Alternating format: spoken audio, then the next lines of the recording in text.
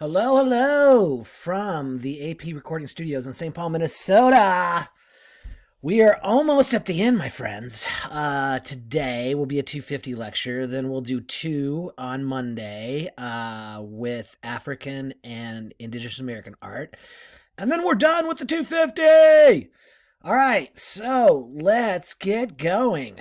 It's a nun, bringing me back to my Catholic altar boy world. Although there weren't really many nuns in central Nebraska where I'm from.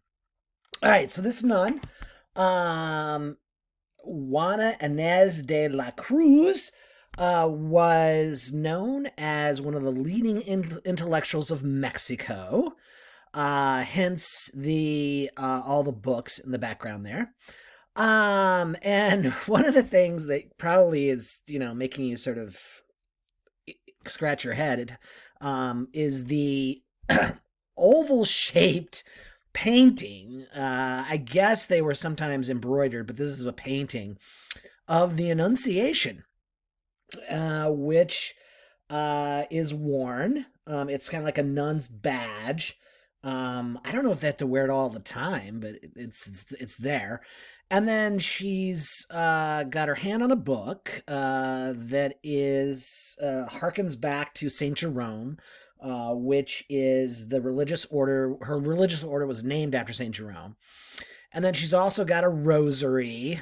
Even though I grew up Catholic, I've always found rosaries to be kind of interesting.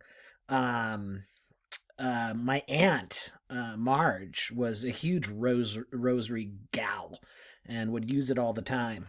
You basically say prayers for every bead, but then the bigger beads, I can't remember what you do.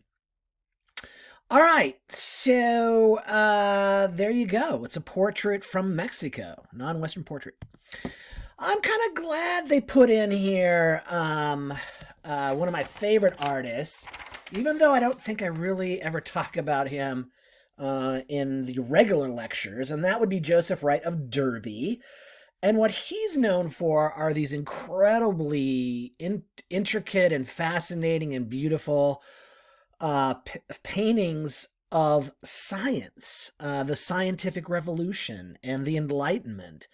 And in this particular one, of course, it shows it's a mechanical model of the solar system in miniature. It's a clockwork planetarium, no less. And typically, Joseph Wright of Derby has a lot of shadows, probably influenced by the Baroque period, and unnatural light. It just really heightens the impact of his paintings. So I think really what we have to sort of keep in mind is, again, that it's a reflection of the scientific revolution, which will lead eventually, of course, to different forms of government in Europe and also the Second Industrial Revolution. We're still quite a ways away from the Second Industrial Revolution. This is a painting, well, 100 years, I guess. Yeah, so there you go. And it's called A Philosopher's Giving a Lecture on the Orrery. There you go. Love that guy, Joseph Wright of Derby. Okay, we're back to Rococo. So this is, of course, probably the most famous Rococo painting of all time, done by Fragonard. We know it's Rococo because of the pastel colors, because it's aristocrats out in gardens playing children's games, or at least acting like children. And I think I've told you guys before that it's not in France. It's actually at the Wallace Collection in London.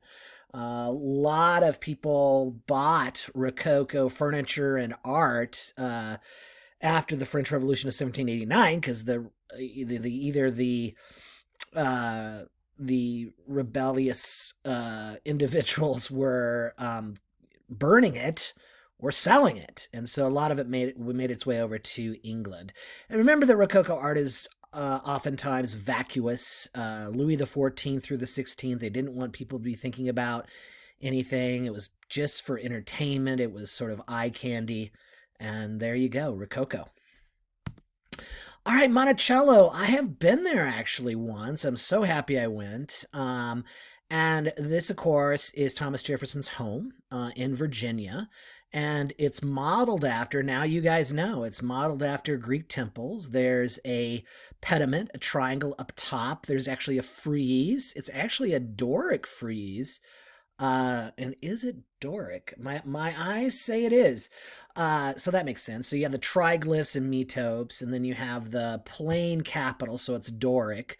And it's very influenced by an architect named Palladian from the Italian Renaissance.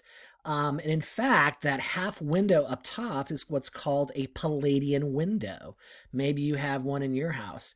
And there's the central dome. And then you have basically rooms coming off of it. Do I have an interior? Yeah. Okay. So, well, I don't want to get into too much detail, but it's a fascinating house, particularly the connection between Jefferson's cabinet and Jefferson's bedroom is really interesting. And then we were looking at it, I think, from the east portico. We were going to go into the east portico, and there's this really interesting clock mechanism that he has in the east portico that tells you not only the time of day, but also the day of the week. But he kind of screwed up, and you can't tell whether or not it's Saturday or Sunday until you go downstairs into the basement into the wine cellar. I always remember that little detail. And then also in the east portico are objects from the Lewis and Clark expedition, which of course Thomas Jefferson was the patron for that. And yeah, I think that's good for the Monticello. I doubt if it'll be on the national exam, but it might be. Okay, neoclassicism! Yay! We've talked about it in class, so this is really fun because this whole lecture is going to be on stuff that we've talked about already. Remember our 4 characteristics? I'll give you a moment to think of them. All right, they are horizontal composition, lack of depth in the background. Oh, there is kind of some depth here with Jacques-Louis David's Oath of the Hratai. And also it's focusing in on male anatomy, particularly the men's legs and their arms, I guess. And it also is a Greek and Roman story. So it meets the full criteria. Ding, ding, ding. It's neoclassicism. And remember, these men are basically saying an oath to defend the polis against enemies, and the children, the wives, the daughters, possibly the sisters are all sort of upset because indeed these 3 men do eventually die in honor of the city-state.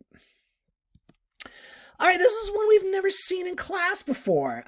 This is Houdon's George Washington, and he was the most skilled and beloved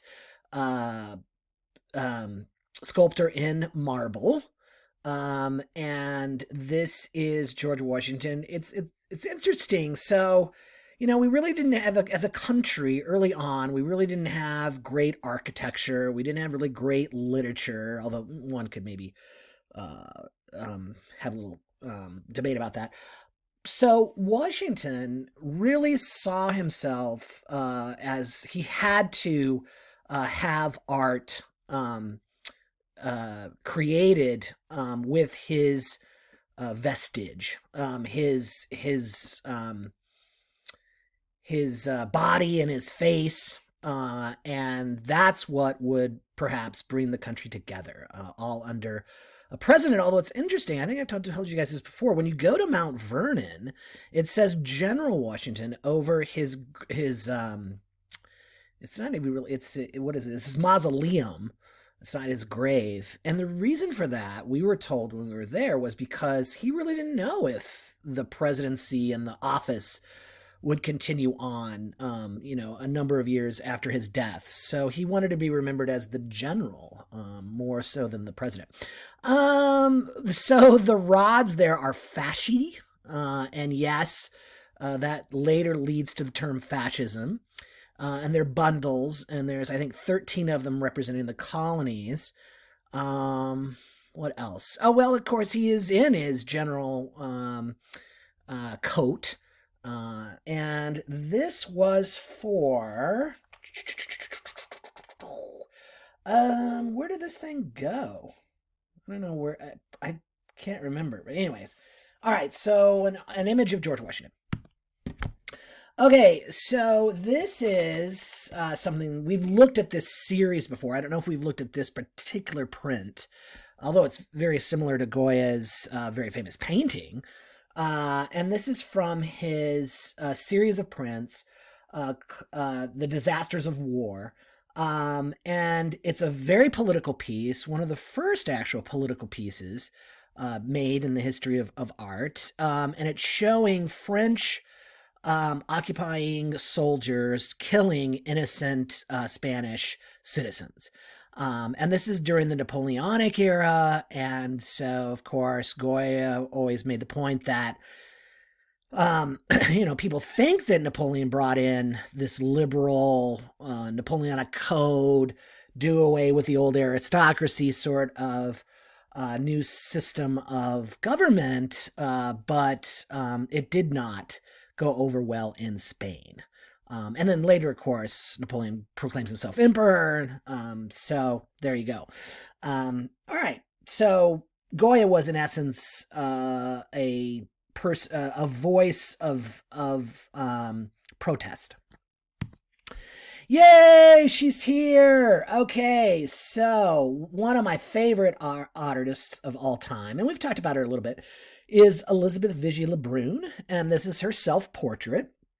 And remember that there's a lot of self-portraits of women starting in the late 1700s because people wanted to collect them, because unfortunately, we don't have very many examples of successful female artists in the history of art up until probably the latter half of the 19th century, early part of the 20th century. And we've talked about why that is, because women were not allowed to sketch or paint the male or female nude in the workshop system because of they believe that women can control their libido, which is so ridiculous. But anyways, we're still here at a point where a woman is not doing a grand historic painting, but still doing portraits and still lives. But so Vigée Lebrun was one of 2 or 3 only women that were allowed into the Royal Academy in France, and she just had incredible talent and rose above the situation of, the sexism of the time. This is from 1790, so she's not in France anymore because she was known as the court painter of Marie Antoinette. Therefore, she had to leave France with the revolution in 1789, and she stayed in Italy and Russia and some other countries, and we are so lucky that she continued to be very prolific and continued to show an incredible amount of talent. All right. Thank you, Vigée Lebrun. All right. Now we're headed to, do you guys remember Orientalism? So that's when white artists, particularly from France, but other areas as well, go to Islamic lands. In the case of Ang, I don't even know if he actually made it to an Islamic country. Delacroix only made it once to Morocco and forevermore painted Orientalist pieces. So for Orientalism, you want to have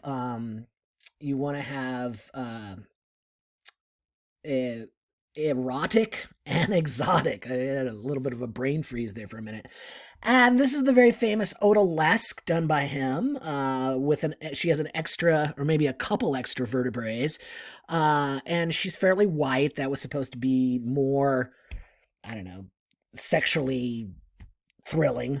And she would have been the head female sexual slave in a harem, odalisque. And yeah, there she is. Okay, so a little Orientalism. And then Delacroix's Liberty Leading the People. This is not the revolution of 1789, but rather one of the revolutions in the 1830s. And this is a very honored painting in French society. They did for a long time pick a liberté woman every year to represent France. And this is romanticism. It's not your sort of man versus nature, nature wins romanticism as much as it is just sort of unbridled political um, energy, I guess you could say. Yeah, so it's liberty leading the people. Okay. Now, this is a romantic landscape set in America. And we know it's romanticism because of the windswept trees in the foreground, because of the ominous clouds bringing in rain. And then right in the middle, in the foreground, you see the very tiny man. It's actually Thomas Cole with his easel. And then the rest of it, of course, is this beautiful countryside. I talk about this in the beginning art history course, but not in AP, so it's good to kind of mention this. This is the Hudson River Valley, which is north of New York City. And many painters in the early 1800s went to the Hudson River Valley, painted these romantic landscapes. One of the things, of course, that is always said is that, yes, we didn't have great architecture, not great literature, but we had this landscape, but it wasn't really ours, was it? It was owned by Native Americans, and there are no Native Americans in this painting, so it is a false sort of look at the supposed Garden of Eden, because it wasn't a untouched land. All right. And now we're heading into one of the first, and I think we've seen this one exactly in class, one of the first examples of photography. This is from France. It's Daguerre's photograph. And remember that Daguerre does his on metal. And it's Henry Fox Talbot who does it on paper. And so we tend to forget about Daguerre, but daguerreotypes were very, very popular in America in the mid to late 1800s. Americans really embraced it. And remember, too, that it's photography that basically does away with realistic painting. It's one of the reasons why modernism and impressionism started and then went all the way to the 1960s. Okay, so that's Daguerre still life. And then here is actually Turner's little take on that little bit. It's actually a pretty big painting. Take on romanticism. And this is definitely man versus nature. Nature wins because the slave ship has run aground. The slaves are in the water and drowning. It's a horrific painting. And you can see that Turner leads us to the painterliness, the visible brushstrokes of the Impressionists eventually.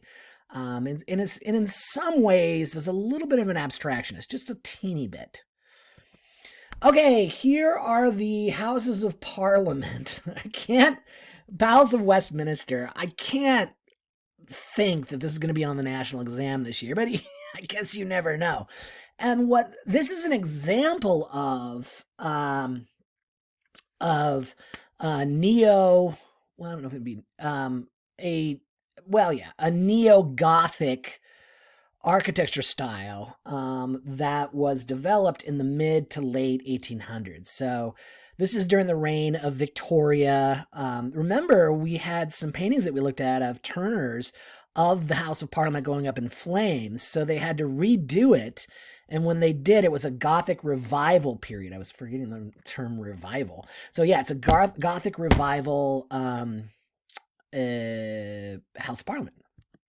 And here inside, you can see the stained glass windows, right? And the arches, the pointed, a little bit pointed. And then, of course, the ribbed vault ceiling that we associate with Gothic architecture.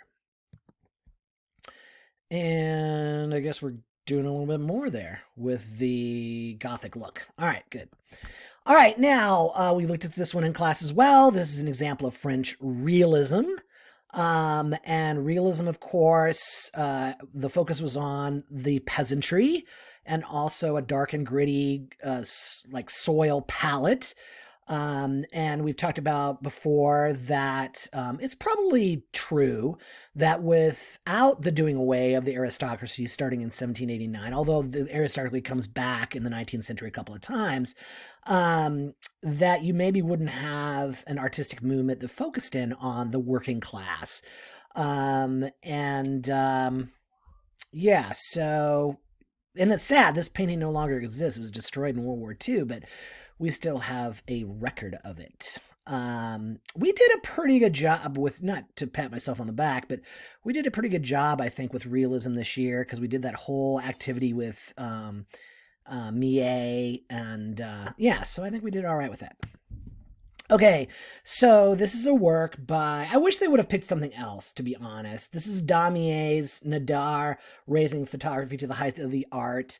Damier was a realist and did some really horrific political assassination scenes and such, but they instead for this one, I guess it shows the history of photography. And it's also a print. But anyways, remember Nadar was the first person to do aerial photography, and he did it from a balloon. And that is what's being shown here. Maybe in the next couple of years, they'll change out this particular damier. I'm hopeful. Okay, this is Monet's, not Mance. There's not an E on the slide list. This is his Olympia. It was very controversial because it showed a prostitute. And the way that he painted it in a not an extreme painterly style, but still you can see the brushstrokes. And then there's a large discussion these days about the black woman in this painting. There's actually there was a new show last year that is talking about people of color in European paintings in the 19th and I think also the 18th century. I have the catalog, but I haven't had a chance to read it. But anyways, remember that there's this thing called the Salon every year in France, and this group of white guys gets together and picks thousands of paintings to be in this show. And if you're picked, it kind of makes a name for you, and you this is the road to success as an artist. And they picked Monet's Olympia, and it was largely 99%. It was criticized by the public. They didn't like it. And remember that, and we've talked about this many times before, that the Impressionists, although Monet never wanted to be considered Impressionist, but they all considered him to be their leader, that what the Impressionists were doing was not popular among the French. They hated the stuff. And that's why American museums have great Impressionist collections, because they went over and bought it. Although this is still in France, this particular painting. All right, Monet's Olympia. Oh my goodness. Okay, now we're at Monet and his a little bit different type of Impressionism. He's interested in the refraction of light off of objects. He's also very much into how a particular scene changes with the change in the sun in the sky. Although I don't know if he did a number of versions of this particular scene. Showing you the railway. All right, let's talk about why Impressionism happened. One, we've already talked about photography. Two, tubes of paint made them much more able to get out to the countryside, or I guess not in this case, but also there's all kinds of different ideas going around. Freud's ideas, Darwin, that we are derived from apes, and then of course, Marx was saying that all history can be explained by the rich exploiting the poor. So it's kind of a given that eventually this Renaissance tradition would be broken apart, and the Impressionists first do it with the brushstroke. And then this is another example of photographic history. We've talked about this, I think, in class before. This is the very famous Edward Muybridge's images of the horse that won the bet of Leland Stanford. That horse is at some point do have their hoofs off the ground while galloping, if that's the right term. I'm not very much a horse person. Jennifer is. And then, of course, he puts these all together, as well as does Thomas Eakins and later other people, to create film, the most important art movement or art medium of the 20th century. This one was, when I first saw this back in 2006, I was like, well, what is this? So I'd never seen it before, but it is a painting by a Mexican artist of the Valley of Mexico. And the Valley of Mexico is where, if I remember right, Mexico City actually is placed. Yeah, maybe it'll be I can't imagine it'll be on the national exam, but you've got to put in some more non-Western, and I totally support that. I don't necessarily know why this is a super important painting, but yeah, so there you go. All right, this is one we did not talk about in class. This is Rodin's The Burghers of Calais. What, of course, is fascinating about this sculpture is that it's not a heroic man on a horse in perfection. Very much the opposite of that. And so the Burghers of Calais, back in history, went before a invading army and said, kill us instead of killing the whole town. That's what happened.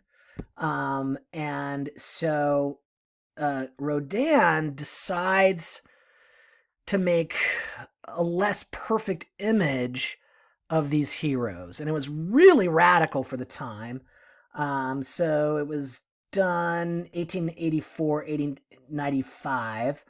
And it is considered to be one of the most important sculptures in all of art history, basically because it shoots off and does not go for that heroic usual way of presenting individuals. Starry Night, would they put it in on the exam? Maybe. Remember we talked about that Van Gogh was known to be very expressionistic, and this later, leads to the German expressionists for sure. And he's not afraid to do a nocturnal scene in which the sky doesn't look like it would normally look. Yeah, maybe they'd put Van Gogh. I mean, it's a little. I've been teaching where my students have been taking the exam for 20 years, and I always say, like, really, would they put this in here? But then sometimes they do. Yeah, Van Gogh, the most talked about artist of all time, maybe. We already talked about how Caravaggio is the most written about artist. Yeah, there you go. Expressionistic brushstrokes. And color. Color is very expressionistic in his work. All right, let's get to a female artist again. This is Mary Cassatt, and this is one of her prints. She was the most famous female American impressionist. I would even say, not a knock against Berthe Morisot, but I think she's probably the most famous female impressionist, bar none. And she was, as were some of the other impressionists, influenced by Japanese woodblock prints that were coming into France after Japan was forced open in 1851 or 52. And she became a real innovator with regards to prints. Yeah, Jeremy's probably a fan. The Scream by Edvard Munch. Remember we talked about the red sky was probably seen by Munch at some point because there was a volcano that erupted in Indonesia and it made the sky over Norway red. And this is an example of a person, along with James Ensor, who definitely influenced the German expressionists. Oh, the pain, oh, the horror of modern life. Okay, Gauguin. Probably one of my least favorite artists, just because of his personal history. And this is just sort of a ridiculous. He was really serious about this title. Where do we come from? What are we? Where are we going? It's set in Tahiti, and it's a painting. It's very similar to Orientalism. This whole idea of the other, right? That they're have very little clothing. There's some sort of indigenous sculpture in the background. And it's a very simplified look at a culture which he lived in. So I'll just leave it at that. Okay, now we're getting to some architecture. So with a better steel making technology, um, there was all of a sudden, in what are we talking about here for time period? Oh yeah, so end of the 1800s, start of the 1900s, you have this new thing called a high rise. And part of it is the invention of a elevator to get to the higher floors. And a question comes up. So, what do you do with the exterior of these high rises? It's totally very expensive to make some sort of ornamentation. So what Louis Sullivan does, and Louis Sullivan is God in Chicago. Don't ever criticize Sullivan in a bar in Chicago. What Sullivan does is, well, in this particular instance, before you go into this particular building, you're going to get a lot of ornamentation on the outside. And Sullivan, of course, was the teacher of Frank Lloyd Wright. And if you go to the Chicago Art Institute, in the atrium, and as you go up the stairs, you see a lot of this metal ornamentation by Louis Sullivan. I think I read a whole book one time on Louis Sullivan. He's a really interesting character. What else? I think that's good. All right, let's keep going. Oh, and then here is the interior when you go through into the first floor. It's open with columns. There you go. I should go to this building whenever I have a chance. Okay, Cezanne is considered to be a post-impressionist, much like Van Gogh. And remember, Cezanne had two sort of things that he loved to paint. Of course, the first one was apples, still lives, and then this Mount Saint Victoire, and he did it a huge amount of times. And also we talked about that Cezanne is a precursor to Cubism with Picasso and Braque. Talking about Picasso, here he is. Okay, so this is the Maids of Avignon. They were prostitutes, and remember that their eyes and noses, for the middle two at least, are from ancient Iberian sculptures that were being found in Spain and Portugal. And then he also saw these masks in a museum in, I believe, Paris. So he put those in as well. At one point, there was a man in the lower left-hand corner, but Picasso took him out. I just got a new book from my in-laws on Picasso and drawing. And I've known this for a long time because I remember it from a lecture, but man, Picasso could draw realistically with the best of them. Of course, he decides not to do that with this particular work. Okay. And then here's Alfred Stieglitz, back to photography history. Remember that Stieglitz kind of single-handedly convinced people that photography was an art form. And this is his very famous steerage. This is near and dear to my heart because all of my poor immigrant, European immigrant DNA comes from this time period, coming over to America. Before Stieglitz, most people thought that photography was a mechanical pursuit and not an artistic pursuit. Thank goodness he changed some minds.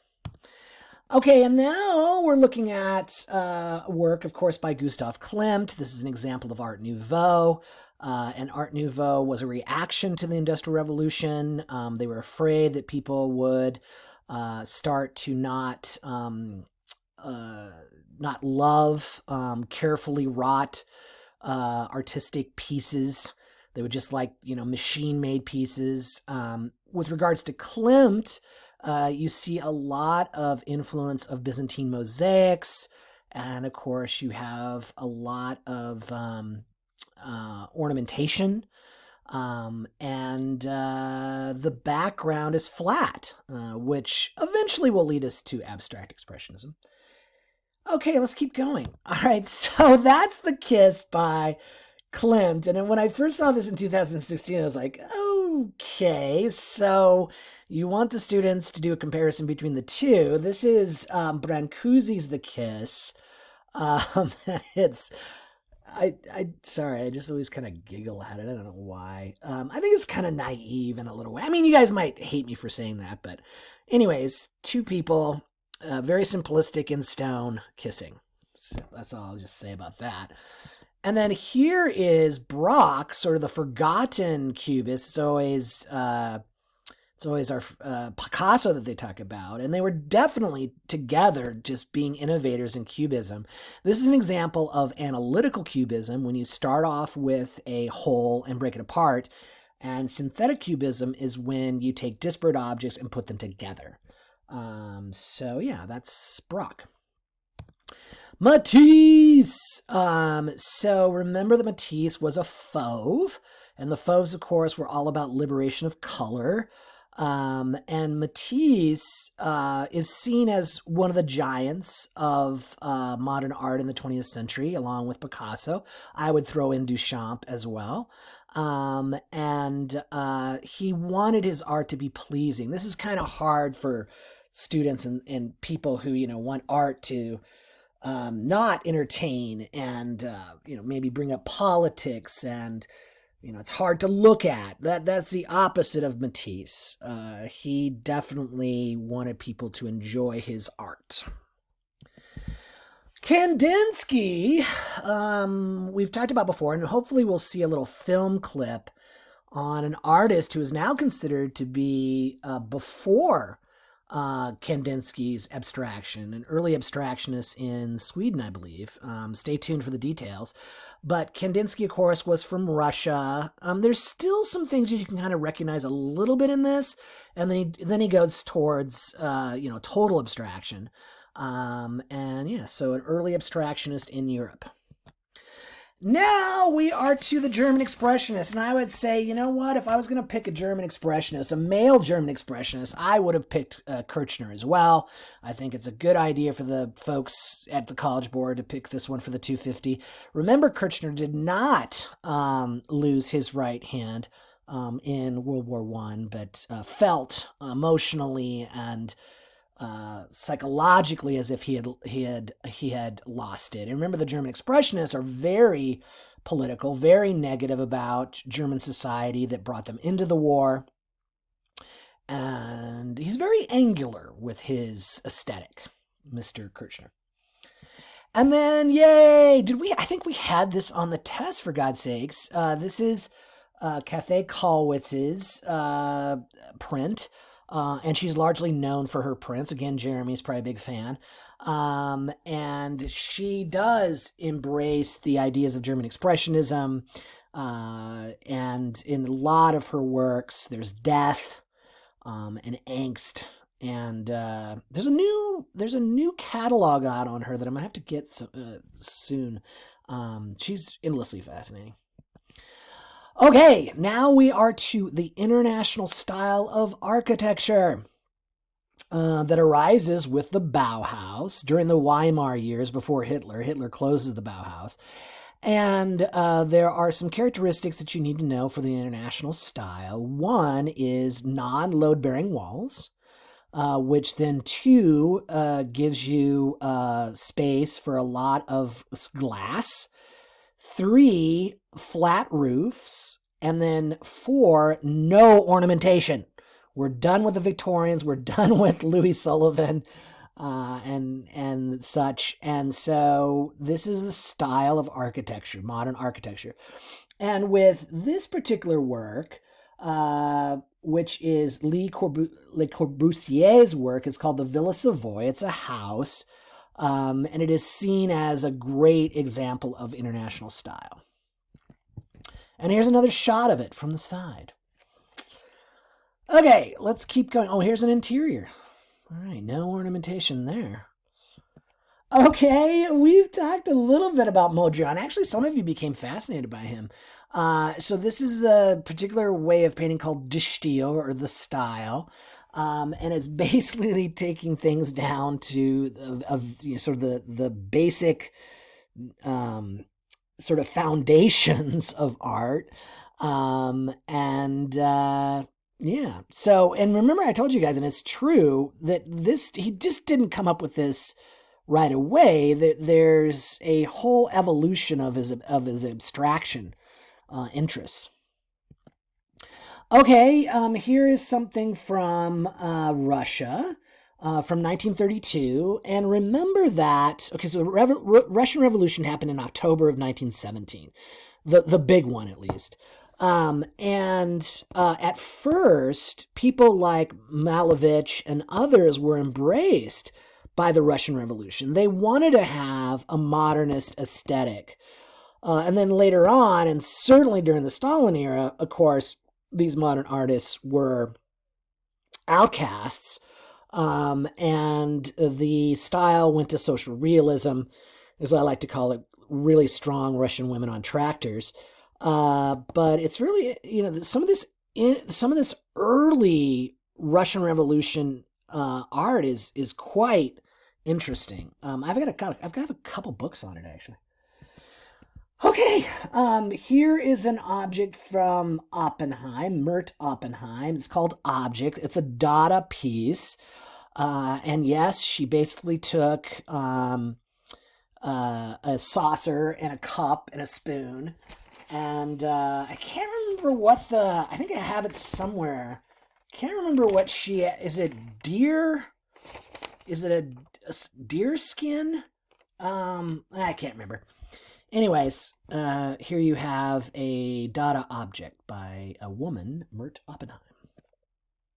Okay, so we talked a little bit about Frank Lloyd Wright. So Frank Lloyd Wright famously had an apprentice whose parents were millionaires from a dime store empire in Pittsburgh.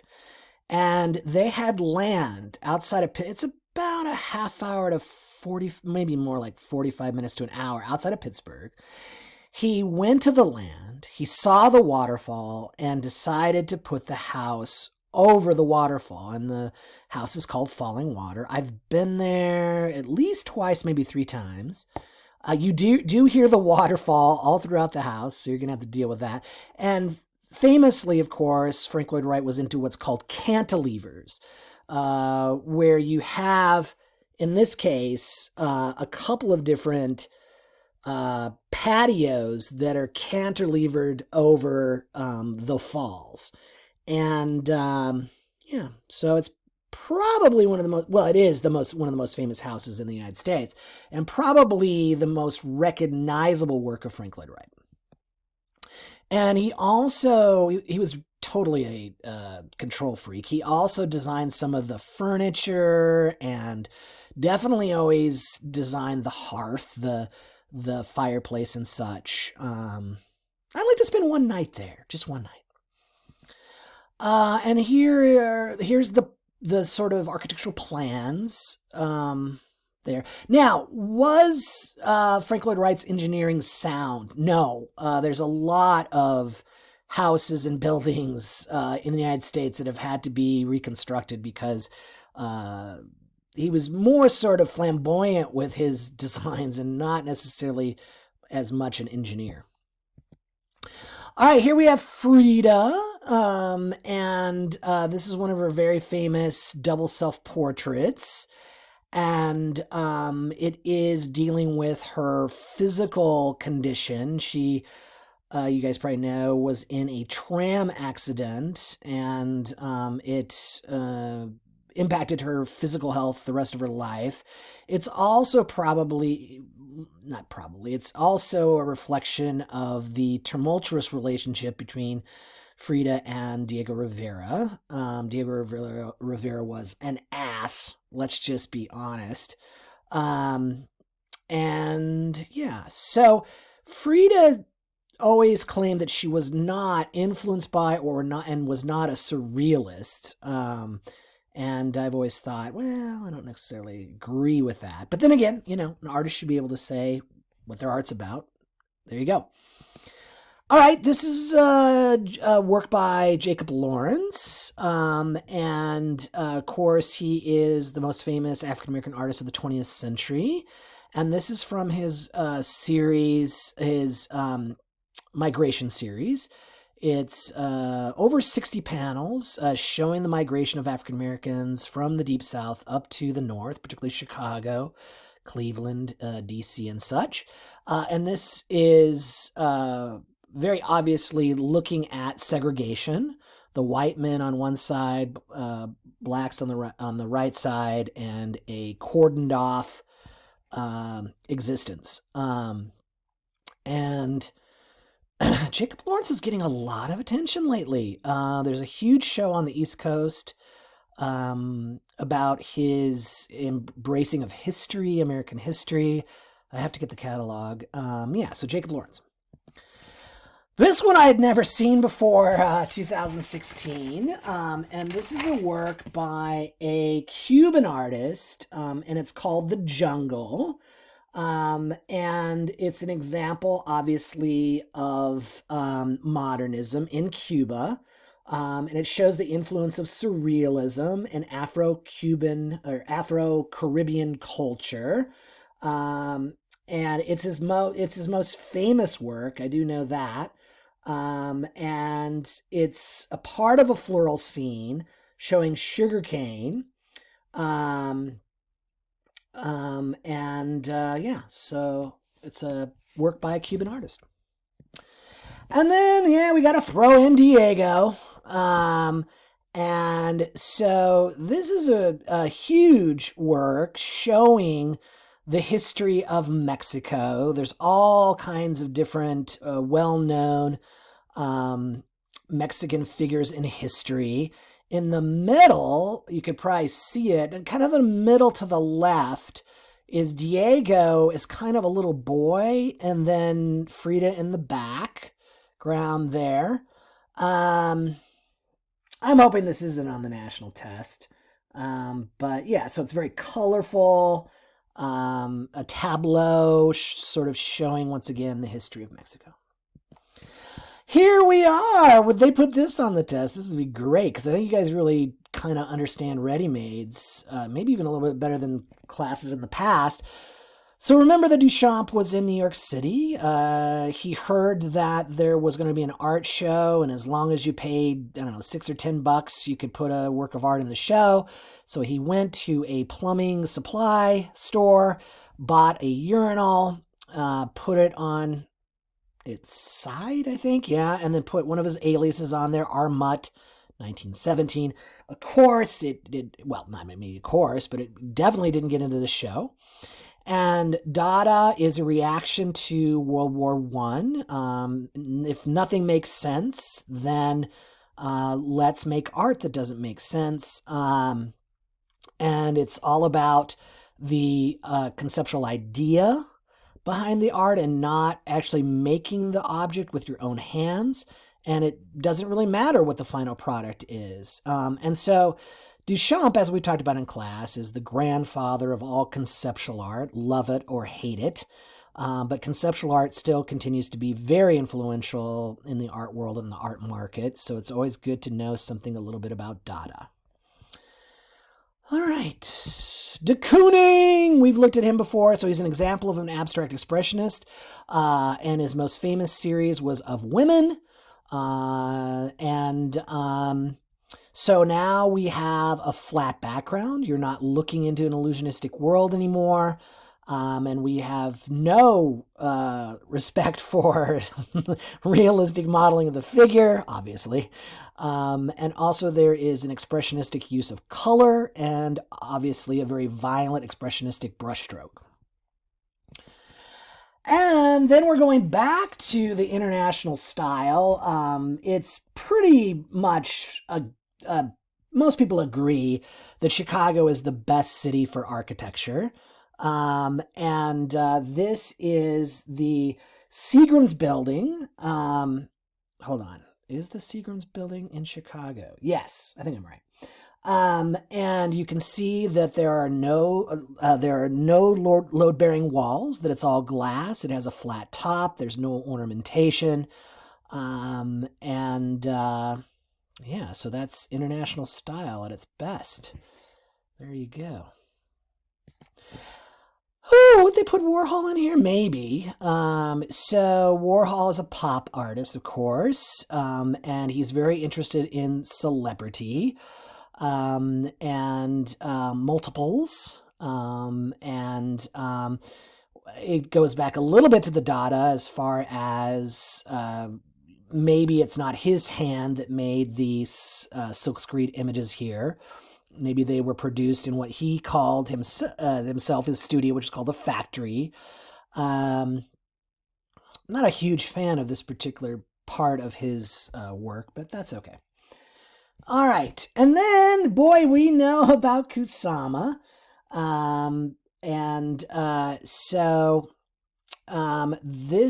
These are her mirrored balls, which you may remember that she puts in the Venice Biennale without permission. And she's also into repetition. That's part of her mindset, for lack of a better term there. Well, I don't want to be negative. And lo and behold, I mean, if you would have told me 15 years ago that Kusama would have a comeback and that everybody would be lining up for her Infinity Room, and that she would be back in newspapers and flying to shows from Japan, from her mental hospital, I don't know if I would have believed it, but I think it's great. I love it, and the documentary is a wonderful, I think, homage to her. Okay, I hope you're able to tell who this is. This is one of the female abstract expressionists. This is Helen Frankenthaler. And remember that she had her paints very much saturated into the canvas. Okay, so the answer of the day is my newest fizzy water that I like. The flavor is peach. Yes, peach. I know, it sounds like not that yummy, but it's absolutely delicious. And I'm going to have a sip right now. Plenty of ice. That's the secret to a good fizzy water. Okay, Klaus Oldenburg. I don't think we looked at this one in class, actually. Remember, he takes common objects, such as a lipstick case, and kind of a little bit later, of course, now his monumental sculptures are what he's most famous for, but that wasn't necessarily true early on. And then he put tank tracks down below. This is at the Yale Art Gallery. I've seen it actually live and in person. And it's another example of pop art. So pop art is all about taking lowbrow ideas and objects and turning them to highbrow art. Yeah. And we did not see this one in class. We got two more. Yay, we're almost done. Are we gonna do it before? Yeah, we won't. It won't be an hour. Okay, so this is Spiral Jetty. This is an example of land art, and land artists wanted to take their art outside of the galleries. They were tired of the rich people. It's definitely influenced by minimalism. And basically what Robert Smithson did was he had these huge trucks dump rock into a spiral in the Salt Lake, actual Salt Lake. And for a long time, this was submerged and you couldn't see it. And then there's been some drought over the last 10, 15 years in Utah, and it was resurrected, the Spiral Jetty. And if people really love land art, you have to take a pilgrimage to the Spiral Jetty. Smithson died tragically in a airplane accident, and it would have been really interesting to know what he would have continued to do with his land art. Okay, and then last but not least, here's kind of a fun little photograph of it, actually. I like that a lot. Yeah, there you go. All right, and then last but not least, Robert Venturi, who developed this type of architecture called postmodernism. I don't know if you guys know that postmodernism was originally an architectural term, and Venturi's postmodernism is a collage, a pastiche of various different architectural historical movements, and he puts them all together as one in his buildings and his houses. And this is a house actually that he created, and here's the inside. So it's just a mixture of architectural styles, is the best way to kind of describe postmodernism architecture. And that's it. We're done. Okay, Monday we've got African art, and we've got Indigenous American art, and then we're done with the 250. Yay! All right, hope you guys enjoyed this. Bye.